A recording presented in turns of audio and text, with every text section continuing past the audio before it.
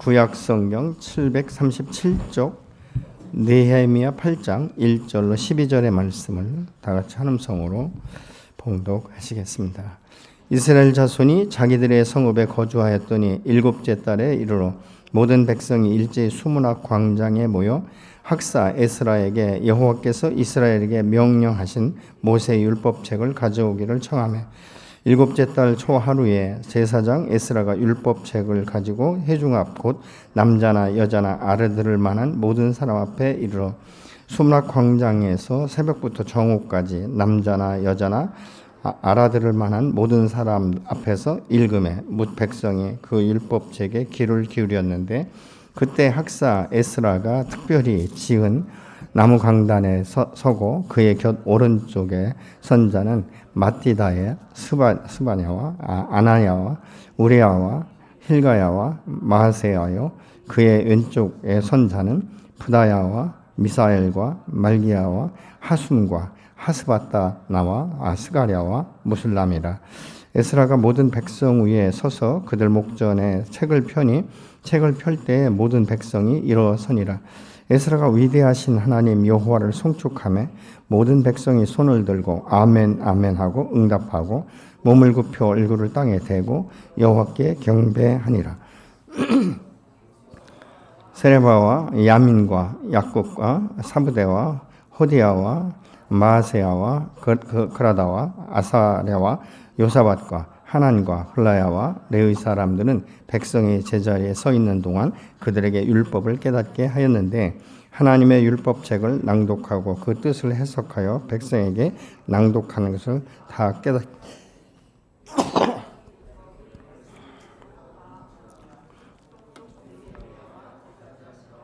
학사 에스라와 백성을 가르친 레위 사람들이 모든 백성에게 이르기를 오늘은 너희 하나님 여호와의 성일이니 슬퍼하지 말며 울지 말라 하고 느헤미야가 또 그들에게 이르기를 너희는 가서 살진 것을 먹고 단 것을 마시되 준비하지 못한 자에게는 나누어 주라.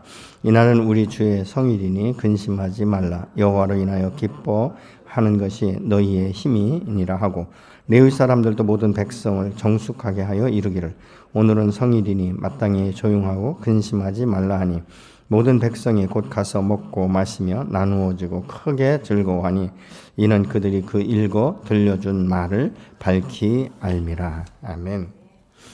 사람이 큰 일을 성취하고 나면 처음엔 굉장히 만족과 이 보람, 어떻게 보면 아주 감동된 이런 그 시간들을 갖죠. 그런데 그것이 지나고 나서도 자기의 삶에 뚜렷한 이 목표가 없으면 그때부터 자기도 모르게 이 마음 가운데 이 공허한 마음이 들기 시작하는 것이죠. 그렇게 일을 성취했는데 이제 시간이 지나면서 그 은혜가 잊혀진다는 것이죠. 우리가 하나님 앞에 나와서 예배 드릴 때 은혜를 받는 것은 지속적이어야 되지.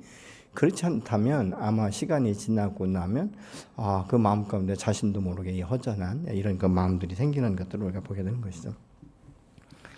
이스라엘 백성들이 이 성벽이 회파되면서부터 그 마음 가운데 하나님에 대한 이 예배, 이 경배하는 마음이 거의 없었습니다. 그래서 지금 이 이스라엘 백성들이 이제 이 느헤미야를 통해서 52일 만에 성벽을 재건하고 났는데 그 마음 가운데 과거를 회상하기 시작하는 것이죠. 여호와의 말씀이 우리 심령 가운데 떨어질 때 우리가 얼마나 부흥됐는지 우리가 어떻게 그 맛을 보고 살았는지 이런 것들을 기억하다 보니까 특별하게 무슨 광고하거나 모이라고 집합명령을 내린 것도 아닌데 여기저기서 한두 사람이 이제 수문학 광장으로 모이기 시작하는데 얼마나 많은 사람들이 모였는데 수많은 사람들이 모였다 이렇게 말씀하고 있죠. 근데 그때 이 느헤미야가 학사 이 에스라를 통해서 이 율법책을 가져오게 하고 그 말씀을 이제 읽게 시키는 것이죠. 근데 여기서 우리가 특별하게 생각해 볼 수 있는 것은 그들이 말씀을 받을 때 다 함께 일어서서 말씀을 받았다라고 말하고 있지 않습니까? 근데 그 시간이 새벽부터 정오까지다라고 말합니다. 그러면 우리가 새벽이라는 시간을 특정한 시간을 성경에 기록되어 있지 않지만 보편적으로 생각할 때 아침 6시부터 정오 12시까지 그러면 6시간을 일어서서 하나님의 말씀을 경청했다라고 우리가 볼 수 있죠.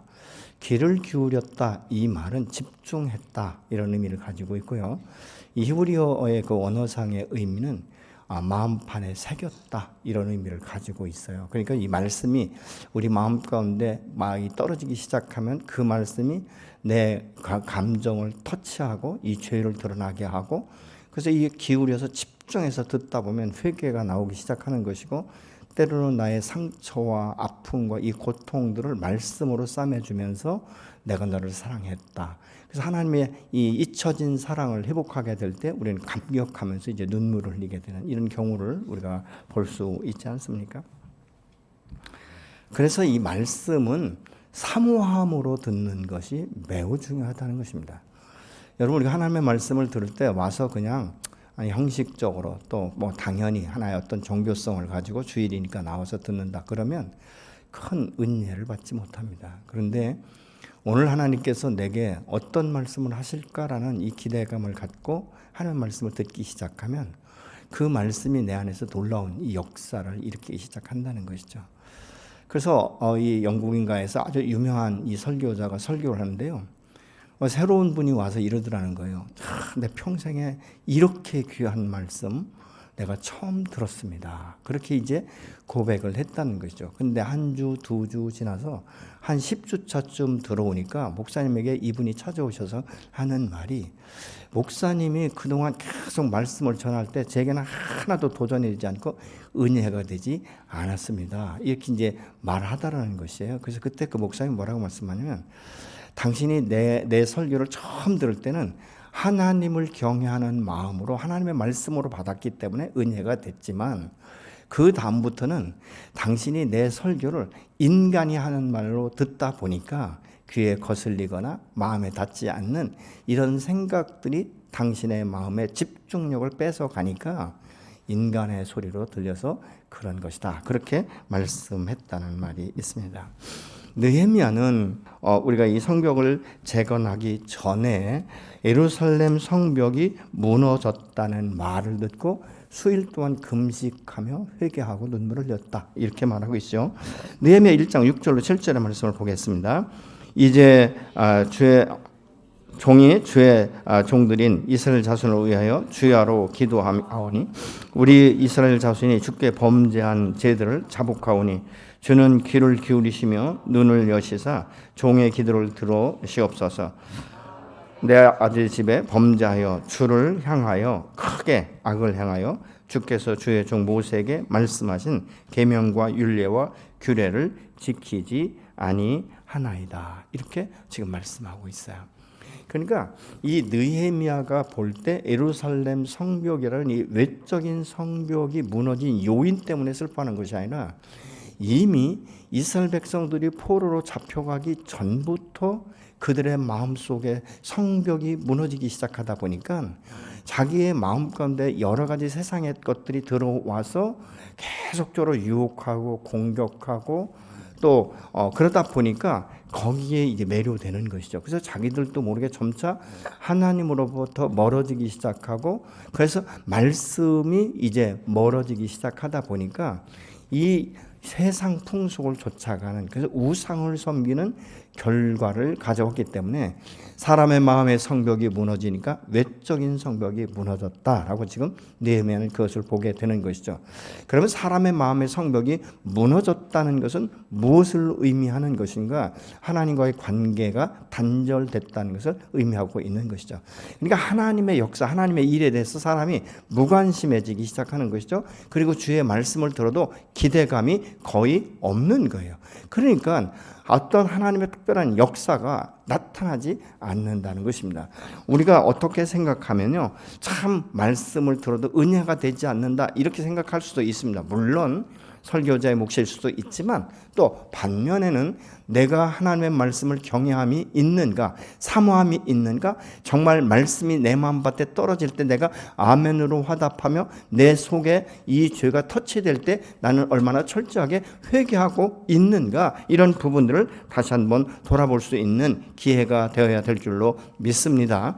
우리가 하나님 앞에 그래서 예배자로 서는 것은 예배를 통해서 내가 하나님의 그 축복을 받고 내가 행복한 삶을 누렸으면 좋겠다, 이것이 전제가 아니라 예배를 통해서 내 안에서 역사하시는 성령의 역사함을 따라서 내가 순종하고 죄에 대해서는 적나라하게 회개하겠다는 이런 마음의 준비가 되어져야 될 줄로 믿습니다. 그래서 예루살렘 성벽이 무너진 원인이 이스라엘 백성들의 마음의 성벽이 무너진 것에 대해서부터 시작된 것을 그 느헤미야는 알고 있었던 것이죠. 여러분은 하나님 앞에 울면서 금식하고 회개하면서 기도한 때가 언제이십니까? 우리가 사업에 문제가 생긴다든가 육체 질병이 온다든가 어떤 가정에 문제가 일어날 때 우리가 하나님 앞에 나가 기도하는 것이 무엇부터 시작합니까? 하나님, 내 예배에 잘못된 것이 있습니까? 내 삶 가운데 여호와를 경외하는 마음에서부터 내가 멀어져 있지는 않습니까? 먼저 자신을 돌아볼 수 있어야 되지 않겠습니까? 그런데 많은 사람들이 그 과정을 거치지 아니하고 하나님, 이 문제 고쳐주세요, 이거 바꿔주세요, 직장을 주세요, 뭐 더 좋은 직장으로 옮기게 해주세요, 이런 기도만을 우리가 한다면 사실은 그것은 믿지 않는 어떤 우상을 섬기는 이런 세상 사람과 다를 것이 무엇이 있겠습니까?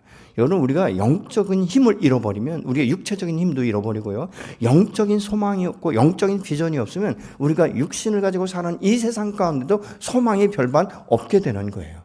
계속적으로 우리는 이 행복이라는 것, 하나님의 복이라는 것을 어떻게 보면 육체적인 삶 가운데 누리는 것을 행복으로 생각한단 말이죠.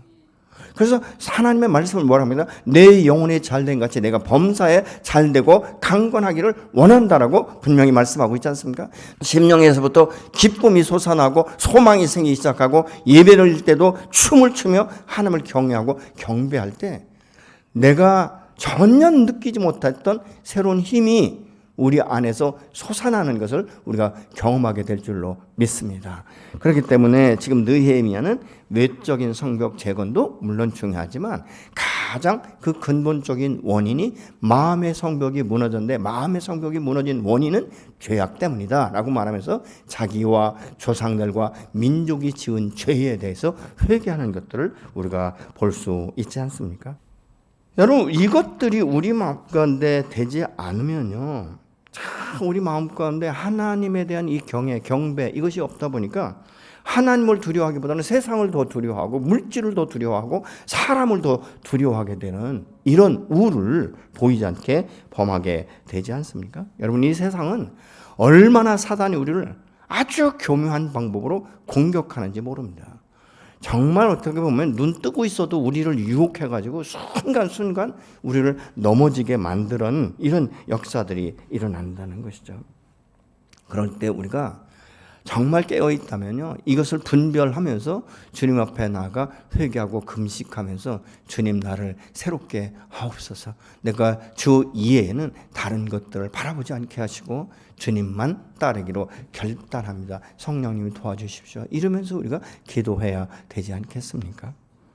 여러분, 그럴 때 하나님은 우리를 새롭게 만드시는 거예요. 근데 사람들이 하나님 앞에 나가 간절히 구해보지도 않고 많은 사람들이 중간중간에 포기하게 되는 것은, 낙심하게 되는 것은, 스스로 좌절하게 되는 것은 무엇입니까? 하나님에 대한 기대감이 상실될 때 아니겠습니까? 하나님도 나를 돕지 않는다, 하나님도 나를 어떻게, 내가 이렇게 오랫동안 기도하고 기다렸는데 이게 문제가 해결되지 않는가, 어떻게 갈수록 태산이 되어 버리는가, 이렇게 평가하게 하는 이 사단의 말에 속아 넘어가기가 아주 십상인 것입니다.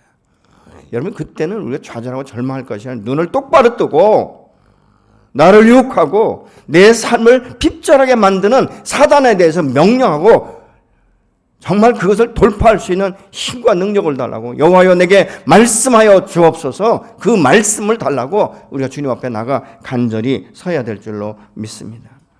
느헤미야를 통해서 이 성벽이 재건되면서 각 문짝을 답니다. 여러분 성벽 재건과 함께 들어가야 될 것이 뭐냐면 문짝이에요. 성벽을 아무리 견고하게 튼튼하게 세웠다 할지라도 문이 없으면요 얼마든지 어둠의 것들이 출입할 때 통제가 되지 않아요.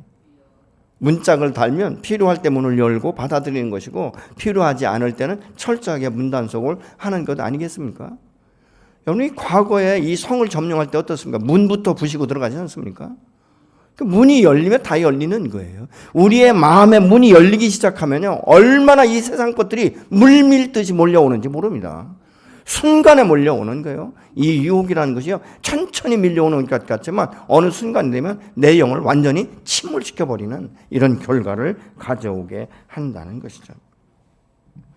수문학 광장에 모여들기 시작한 이스라엘 백성들이 보편적인 다른 때와 다른 것이 무엇인지 아십니까? 주님을 간절히 사모하는 그 말씀을 사모하는 마음이 있었다는 것이죠. 그러니까 5절에 에스라가 모든 백성 위에 서서 그들의 목전에서 책을 펴니 책을 펼 때 모든 백성이 일어났다라고 말합니다. 네, 여러분 우리가 오늘날은 어떻습니까? 성경을 읽어도 앉아서 읽고 뭐 그러니 하지 않습니까? 왜 일어나는지 아십니까? 학교에서도 학생들을 말이죠. 졸릴 땐 사람을 일으켜 세워요. 그렇잖아요. 일으켜 세워. 일으켜 세운다는 건 뭐예요? 너 졸지 말고 똑바로 정신 차리고 서서 이 말 들으라. 이 얘기 아니겠습니까? 일어섰다는 것은 경배의 의미도 있지만요. 집중해서 듣겠다는 의미도 있는 거예요. 그래서 이 말씀이요. 그 심령에 떨어지면요. 이 말씀은 우리의 심령을 찔러 쪼개는 역사가 일어난다라고 히브리서 4장 12절은 이렇게 말씀합니다. 하나님의 말씀은 살아있고 활력이 있어 좌우에 날선 어떤 검보다도 예리하여 혼과 영과 및 관절과 골수를 찔러 쪼개기까지 하며 또 마음의 생각과 뜻을 판단하나니. 여러분 말씀이 내 안에서 역사하기 시작하면요 내 마음이 막 요동이 치는 거예요. 요동 쳐지는 거예요. 막 고통이 오는 거예요. 여러분 진리의 말씀이 내 마음 가운데 떨어질 때요 아무렇지도 않은 그 문제가 있는 거예요. 말씀이 내 안에 떨어질 때는요, 막 고통이 오는 거예요. 이거 뭐 죄를 인정하지 않았는데 막 죄로 막 드러나 버리니까 말씀이 죄라고 말씀하시니까 그렇지 않습니까? 이 말씀이 내 안에서 또 어떤 때는 막 불같이 임하거든요. 그래서 내 마음 가운데 다시 한번 이 부흥의 불길이 일어날 수 있도록 주님께서 그 말씀에 소망을 붙들게 한다는 것이죠. 그래서 그 말씀이 능력이 되는 거예요. 그 말씀은 살아서 움직이는 거예요. 여러분 말씀은 움직이는 거예요. 고정된 게 아니에요. 우리의 심령과 관절과 골수를 찔러 쪼갠다. 뭐예요? 우리 몸 전체를 변화시키는 역사가 일어난다는 것이죠. 그것이 바로 생명의 말씀이기 때문에 그렇습니다. 그래서 찬송가도 있잖아요. 갈급한 내용은 주여 채워주옵소서.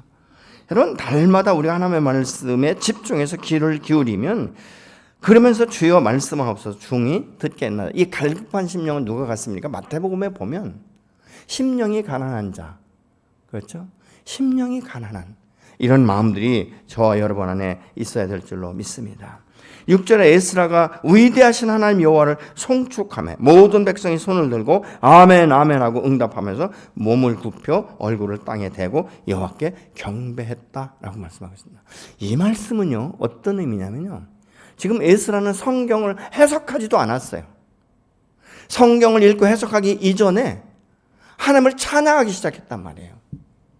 근데 찬양 중에 거하시는 그의 임재를 백성들이 경험하니까 두 손을 들고 아멘 아멘을 화답하면서 엎드려서 자기 얼굴을 땅에 냈다. 이 말은 무엇입니까? 경배했다. 그래서 예배는 하나님 앞에 엎드려 경배하는 것, 자기의 몸을 굽히는 것이, 이것은 무엇입니까? 주의 말씀 앞에 완전하게 굴복당하는 의미를 가지고 있는 거예요. 여러분 말씀 앞에 완전하게 굴복당할 때 이 안에 큰 역사가 일어나게 되는 줄로 믿습니다. 이 송축한다 이 말은 히브리어로 바라크라는 말인데 무릎을 꿇다, 축복하다, 찬양한다 이런 의미가 있는 것이죠. 여러분 두 손 들고 아멘으로 화답하면서 자신을 낮춰 경배하는 것은 무엇입니까?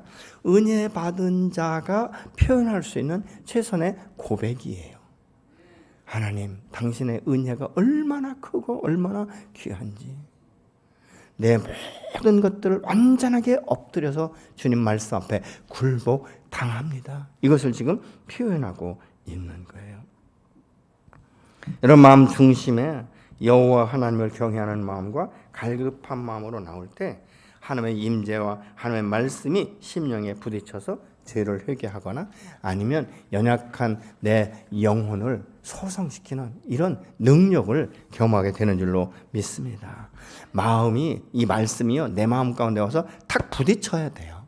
탁 부딪히고 스쳐가는 것이 아니라 그 부딪힌 말씀이 잘 박힌 목과 같이 내 신비에 새겨지기 시작하는 거예요. 그러니까 그 말씀은요, 오래도록 기억됩니다. 여러분, 사람이 하나님의 말씀이 내 마음 가운데 탁 부딪혀서 그 말씀이 꽂히는 말씀이 되어버리면요, 어떤 말씀들은요 평생 가게 돼요. 얼마나 이 말씀이 우리 안에 레마의 말씀으로 다가오는지 모릅니다. 저는 여러분들 가운데 하나님의 말씀이 그렇게 레마의 말씀으로 신비에 새겨지는 말씀과 능력의 생명의 말씀으로 임해지기를 예수로 축원합니다. 예배라는 말은 히브리어로 샤카르라는 말인데 구약에 약 170번 정도 나오게 되는데 그 의미가 다 무엇입니까? 엎드려 경배한다, 이런 의미예요. 이것은 습관에 따라 엎드리는 것이 아니라 경외하는 마음, 복종의 표시이면서 겸손히 주의 말씀을 사모하고 기다리는 자들이 전심으로 주님을 찾는 예배자들이 하는 행동인 것이죠. 하나님의 은혜는 준비된 자에게 강력하게 임하면서 하나님의 역사가 그 안에서 나타나기 시작하는 것이죠. 그래서 이 말씀을 듣는 중에요, 치유와 회복의 역사가 일어나게 되는 줄로 믿으시기 바랍니다. 여러분, 어떤 경우에는 우리가 이 세미나나 이 집회를 할 때 암병 환자가 완전하게 그 말씀에 녹아서 치유되는 것들이 일어나요. 전 그것을 실질적으로 보고 간증하는 것을 제가 들었습니다. 제가 무슨 큰 능력이 있겠습니까? 근데 그 세미나 중에 그분이 말씀이 그 신비에 딱 들어오면서 그런 역사가 일어나기 시작한 거예요. 그래서 이제 이 서울에 있는 큰 병원에 가서 이 암 수술을 하려고 했는데 그 수술하기 위해서 마지막으로 이렇게 검사를 할 때 당신은 참 이상해졌다. 아무것도 없다. 그래서 지금까지 완치해서 지금까지 10수년이 지났는데 아주 건강하게 잘 사십니다. 자기 사업 번창하게 하고 있어요. 하나님의 말씀이 내 심령 가운데 임하면요, 하나님께서 지혜를 주셔서 깨닫는 은혜가 주어지는 줄로 믿으시기 바랍니다. 8절에 보니까 하나님의 율법책을 낭독하고 그 뜻을 해석해서 백성에게 그 낭독하는 것을 다 깨닫게 하니, 이렇게 말씀하고 있어요. 여러분, 말씀을 읽거나 들을 때 깨닫지 못하면요, 그 말씀은 아무런 영향력이 없어요. 아무런 의미를 제공하지 못합니다. 그래서 삶의 변화를 주지 않아요. 지금 느헤미야 8장에 깨닫다라는 이 의미의 말씀이 6번 나옵니다. 말씀에 깨달음이 없으면 이 영적 영양분을 충분히 공급하지 못하기 때문에 사실은 늘 성장하거나 성숙하는 이것이 없는 거예요. 그러니까 늘 1년 전이나 10년 전이나 똑같이 그렇게 변함없는 삶을 살아가는 거예요. 이것은 뭔지 아십니까? 사람이 아무리 많은 고기를 먹고 별것을 다 먹어도, 영양가 있는 음식을 먹어도요, 입으로 다 토하고 다 밑으로 쏟아내 버리면 그 음식은 내 몸에 아무런 영향력을 주지 못합니다. 오히려 배탈이 나면요, 안 먹으니만 못할 만큼 있는 것까지도 다 뺏기는 결과를 가져오지 않습니까? 이것이 바로 깨닫는다는 거예요. 하나님의 말씀이 깨달아지면 내 삶의 변화를 가져오기 시작하는데, 어디서부터? 나의 생각과 심령의 변화를 가져오는 거예요. 사람이 생각이 바뀌면 마음이 바뀌고, 마음의 감동이 오면 생각이 바뀌는 거예요. 무엇이 먼저 내게 터치되느냐, 그것은 결과론적인 것이지만 이런 모습들을 우리가 볼 수 있게 되는 것이죠. 이스라엘 백성들에게 에스라가 말씀을 선포하기 시작하면서 주변에 있는 사람들이 그것을 가서 이 깨닫지 못하는 사람들에게 가서 재해석을 해주는 거예요. 이 말씀은 이런 뜻입니다. 이해가 되십니까? 그러니까 그 말을 듣고 백성들이 이해하기 시작하는 것이죠. 근데 이 말씀이 깨달아지니까요, 9절에 보니까 이스라엘 백성들이 울었다라고 말하고 있어요. 여러분 말씀이 내 가운데 딱 새겨지면 은혜로 받아들일 때도 울지만 죄를 회개할 때 통곡하고 울게 되는 거예요. 이게 말씀의 역사예요. 이게 진리의 말씀, 정말 그 생명의 말씀이 그 안에 들어갈 때 이런 역사가 일어나는 거예요. 여러분과 암 환자들이 항암을 하다 보면 반드시 효과가 나타나더라고요. 통증이 온다든가 여러 가지 모양으로 그것이 나타나요. 근데 이게 반복되다 보면 이제 그걸 통해서 이게 완치되는 이런 일들을 우리가 볼 수 있지 않습니까? 지금 이스라엘 백성들은 이스라엘을 통해서 말씀이 선포되며 또 돕는 자들 통해서 그 말씀이 깨달아지기 시작하니까 회개하면서 우는 거예요. 여러분 말씀을 들으면서 운다는 것은요 그만큼 은혜가 임했다는 것 아니겠습니까? 그래서 진정한 예배는 우리의 마음의 변화를 야기시키는 줄로 믿습니다. 그 변화의 징조 중에 하나가 눈물이에요. 여러분은 하나님 앞에 예배 드리면서 울어보신 적이 있으십니까? 아마 어떤 분들은 그렇게 내가 눈물을 안 흘려서 그렇지 나는 날마다 마음에 통곡하며 웁니다. 이런 분들도 계실 거예요. 근데 독실한 크리스천 암 전문 의사인 이병욱 장로님이 책을 썼는데 울어야 삽니다라는 책이 있어요. 근데 그 책에서 이런 말이 나와요. 암 환자들의 중요한 특징 중에 하나가 우는 사람은 산다는 사실을 발견했다는 거예요. 역설로 말하면 울지 않아서 그 우울증이 사람들의 마음 가운데 자꾸 쌓여서 병이 된다는 겁니다. 예배 중에 눈물이 나는 것은 그 말씀이 내 속에서 죄를 터치하면서 드러나게 하든지 아니면 그 말씀이 위로가 되기 때문에 우는 것 아니겠습니까? 여러분 말씀의 위로가 되는 것은 나의 고통을 이해하시는 이 주님과 그 사랑이 내 안에 구구절절하게 들어오는 거예요. 그래서 하나님 정말 이 세상 사람 잘 몰라줘도 심지어는 함께 몸을 비비고 있는 부부간에도 내 마음을 이해하지 못하는데 하나님 내가 무엇이 간데 내 마음에 이렇게 감동을 주십니까?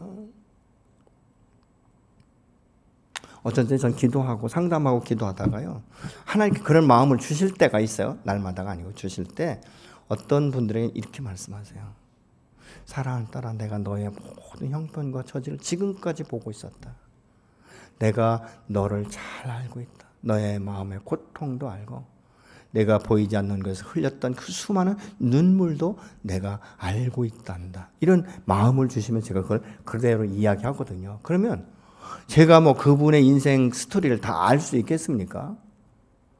솔직히 말해서 같이 사는 제 아내의 심정도 다 이해 못하는데 생전 보도 못하고 듣도 못했던 그 한 사람의 영혼에 대해서 인생의 스토리에 대해서 제가 어떻게 다 알겠습니까? 근데 그 말 한마디에 얼마나 많이 통곡하는지 모릅니다.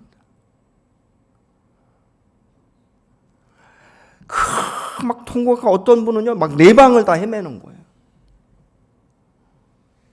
그러면서 그 마음이 풀어지기 시작합니다. 어떤 분들은 이렇게 말해요. 하나님 왜 그러셨어요? 하나님 왜 안 막아주셨어요? 하나님 내가 얼마나 고통스러운지 아세요? 이러면서 막 한두 시간을 얼마나 많이 우는지 모릅니다. 그러면 제가 뭐라고 위로할 길이 없는 거예요. 왜요? 그때 하나님과 소통하는 시간이 되는 것이거든요. 한두 시간 울고 나면 이렇게 말합니다. 목사님, 이제 시원합니다. 내가 그동안 하나님을 너무 오해했습니다. 너무 내가 나 중심적으로 하나님을 바라보았고 해석했습니다.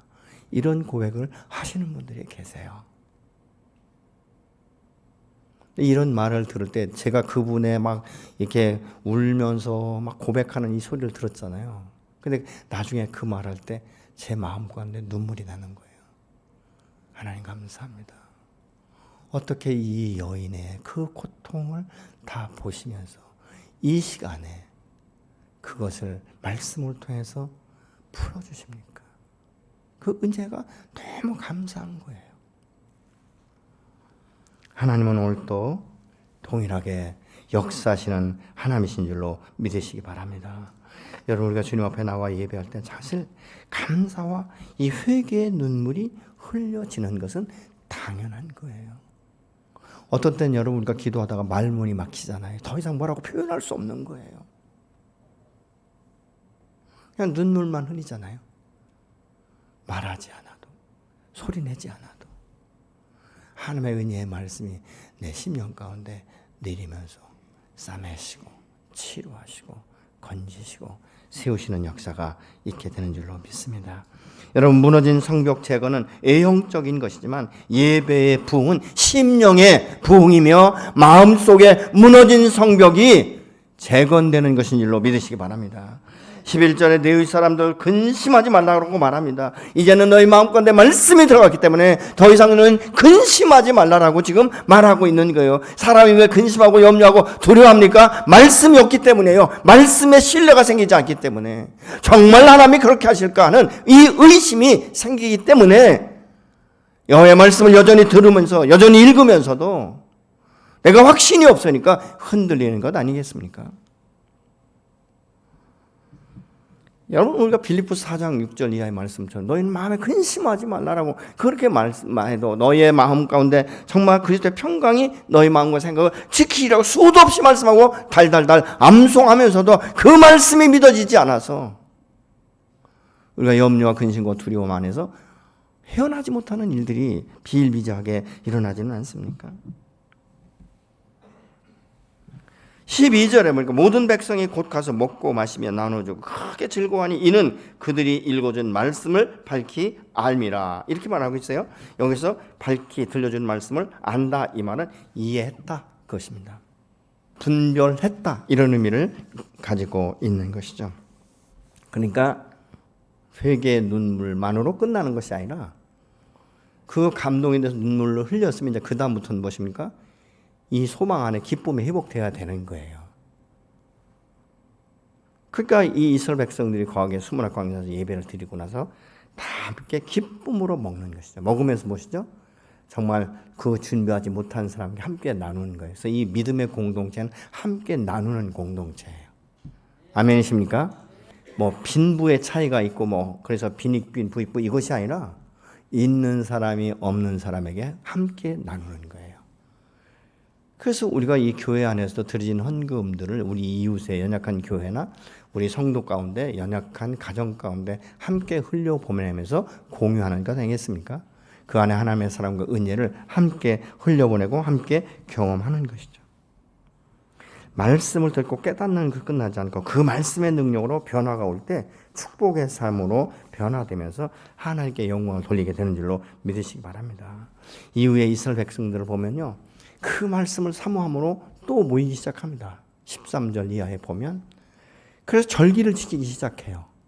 9장에 가면요, 이제 말씀의 회복의 역사가 일어나니까 이스라엘 백성들이 이 말씀대로 살기로 아주 결단하는 모습을 우리가 볼 수 있게 되는 거예요.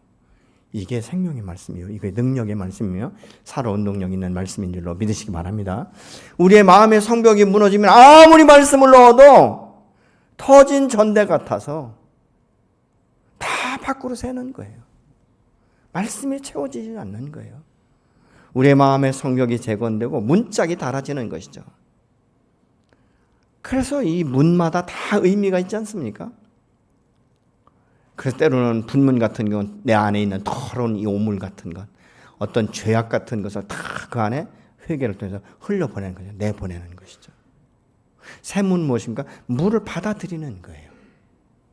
그래서 우리 안에 상수가 흘러 들어올 수 있도록 이런 그 문마다 전부 다 이렇게 하역의 문도 있는데 이건 뭐냐면 모든 짐들을 내려놓는 거예요. 수고하고 무거운 짐진 자들아 다 내게로 오라. 내가 너희를 쉬게 하리라고 말씀하신 예수님의 말씀처럼 우리 인생의 무거운 짐, 삶의 짐들을 다 주님 앞에 나가 십자가 앞에 내려놓을 때 정말 가볍고 쉬운 그 말씀을 통해서 그 주님의 멍에를 메고 함께 가는 것, 그게 바로 하나님의 사람들의 모습인 줄로 믿습니다. 여러분에게 이 말씀은 어떤 의미가 있습니까? 그리고 그 말씀이 어떻게 여러분의 삶 가운데 역사하고 있습니까? 여러분의 마음 가운데 하나님의 말씀을 대할 때 간절히 사모하는 마음이 있습니까? 그냥 내가 1년에 몇 독 이것이 중요한 게 아니에요.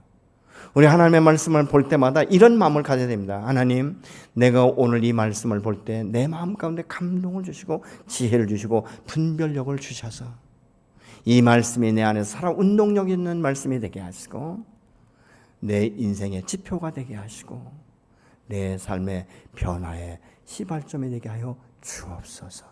우리가 그런 기도가, 그런 기대하는 마음이 저와 여러분 안에 있어야 될 줄로 믿습니다. 존 이 웨슬리라는 분은 아주 굉장히 유명한 이 전도자인데요. 하루는 젊은 강도가 이 존 웨슬리 목사님 가정에 들어온 거예요.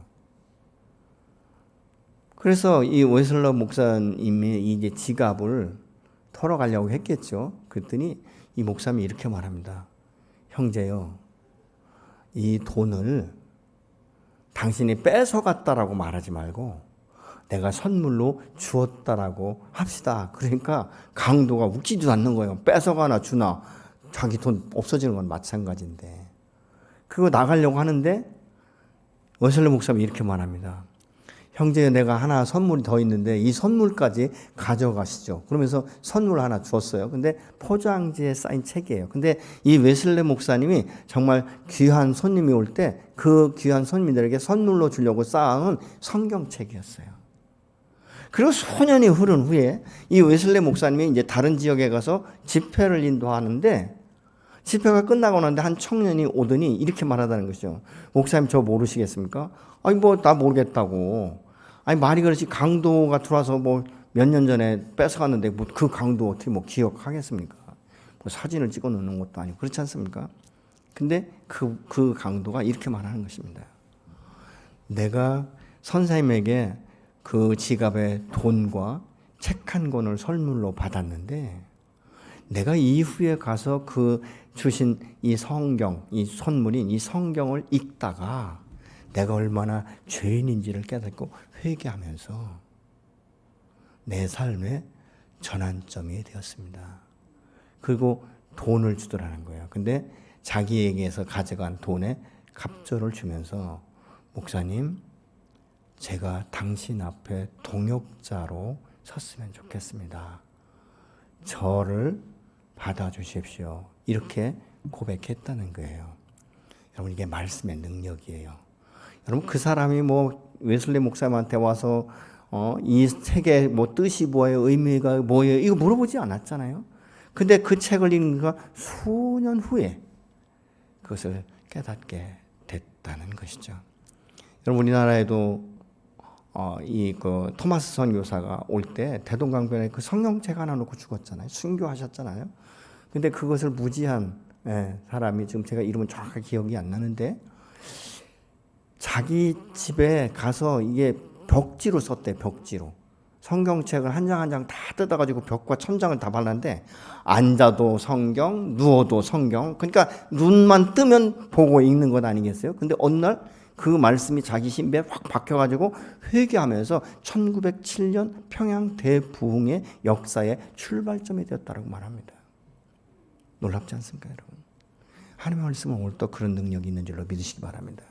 하나님의 말씀 오늘 또 역사하는 힘이 있는 줄로 믿으시기 바랍니다. 여러분의 슬픔과 고통과 그 아픔과 여러분의 진로와 여러분의 모든 것들을 책임지시고 인도하시는 사신 여호와, 전능하신 여호와는 오늘 또 나의 아버지가 되시고 내 편이 되시고 내 그늘이 되셔서 필요에 따라 때로는 구름 기둥과 불 기둥으로 지키시고 보존하시는 줄로 믿으시기 바랍니다. 다만 우리가 이것을 느끼지 못하고 경험하지 못하는 것은 아직도 내가 그 말씀 앞에 깨닫지 못했기 때문에, 주님의 그 살아온 능력이 있는 말씀이 내 안에서 역사하는 것을 내가 무지해서 아직도 경험이 되지 않아서 모르기 때문에 그럴 수 있는 것입니다.